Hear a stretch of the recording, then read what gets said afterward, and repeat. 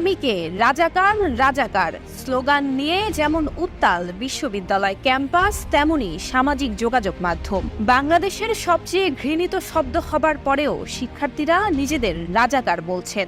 বিষয়টি নিয়ে রাজনৈতিক মহলেও রয়েছে ভিন্ন ভিন্ন প্রতিক্রিয়া। তবে শিক্ষার্থীরা কেন রাজাকার শব্দটিকেই বেছে নিয়েছেন তা নিয়ে এবার মুখ খুলেছেন ঢাকা বিশ্ববিদ্যালয়ের আইন বিভাগের অধ্যাপক ডক্টর আসিফ নজরুল।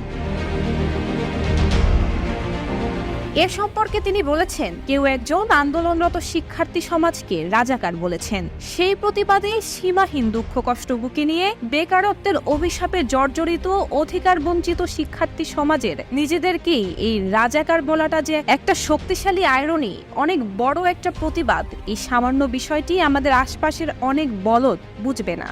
এই সামান্য জিনিস বোঝার জন্য মাথায় তো কিছু জ্ঞানও থাকতে হয়। কোটা বিরোধী আন্দোলনে হঠাৎ করেই উত্তেজনা ছড়িয়ে পড়ে রোববার দিবাগত মধ্যরাতে। এদিন বিকাল থেকেই সামাজিক যোগাযোগ মাধ্যমে আলোচনা শুরু হয় মুক্তিযোদ্ধা এবং রাজাকার ইস্যুতে। সরকারের একটি কথার প্রতিবাদ করে ঢাকা বিশ্ববিদ্যালয় সহ অন্যান্য বিশ্ববিদ্যালয়ের শিক্ষার্থীরাও নিজেদের রাজাকার ঘোষণা করে ভিন্ন ভিন্ন স্লোগান দিতে থাকেন। বিষয়টি একটা সময় সামাজিক যোগাযোগ মাধ্যম থেকে ছড়িয়ে পড়ে ক্যাম্পাসের হলে হলে।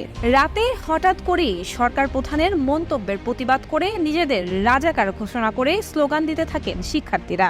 একটা সময় ঢাবির হল থেকে বের হয়ে রাতে শাহবাগে মিছিল নিয়ে জড়ো হন শিক্ষার্থীরা। ঢাকার বাইরেও বিভিন্ন বিশ্ববিদ্যালয়ে শুরু হয় আন্দোলন। বিক্ষোভ মিছিল নিয়ে রাস্তায় নেমে আসেন শিক্ষার্থীরা। স্লোগান দিতে থাকেন, তুমি কে আমি কে, রাজাকার রাজাকার।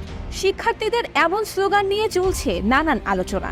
এমনই প্রেক্ষাপটে রোববার রাতে ফেসবুকে পোস্ট দেন শিক্ষামন্ত্রী মহিবুল হাসান চৌধুরী নওফেল এবং সমাজ কল্যাণ মন্ত্রী ডক্টর দীপুমনি। শিক্ষামন্ত্রী তার ফেসবুক পোস্টে লেখেন, যাদের মুখ থেকে বের হয় আমি রাজাকার, তারা প্রমাণ করেছে তারা এ যুগের সাচ্চা রাজাকার। যারা প্রকাশ্যে নিজেদের আত্মপরিচয়, জন্ম পরিচয়, ব্যক্তিত্ব বিসর্জন দিয়ে রাজাকার স্লোগান দিয়েছে, তারা সবাই এই যুগের রাজাকার। সমাজ কল্যাণ মন্ত্রী ডক্টর দীপুমনি এক ফেসবুক পোস্টে বলেছেন, যারা নিজেদেরকে রাজাকার বলে পরিচয় দেয় তাদের মুক্তিযুদ্ধের শহীদদের রক্তস্নাত লাল সবুজের পতাকা হাতে নিয়ে কিংবা সে পতাকা কপালে বেঁধে নিয়ে মিছিল করার কোনো অধিকার থাকতে পারে না।